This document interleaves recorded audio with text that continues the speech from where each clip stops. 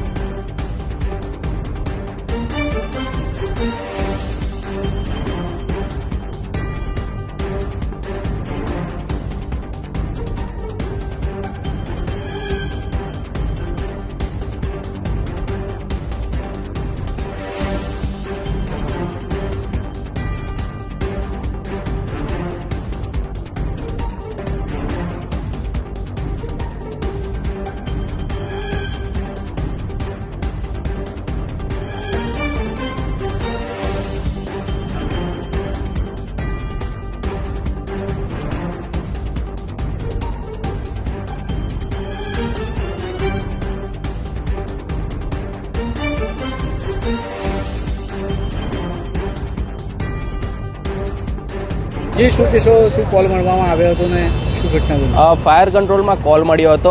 અકોટા 4 રસ્તા પર જે ગ્રીન નેટ લગાવવામાં આવી છે તે સ્ટ્રક્ચર પડી ગયેલ છે।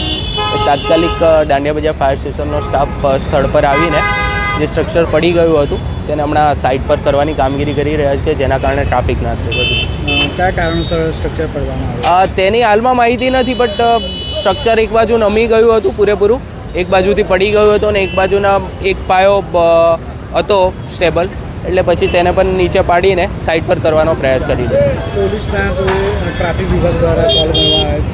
નહીં, તેમના તરફથી કોઈ માહિતી હમણાં હાલમાં નથી મળી। ફાયર કંટ્રોલથી જ મળી છે, એટલે તાત્કાલિક સ્થળ પર આવીને કામગીરી કરેલ છે। કોઈ જાનહાની?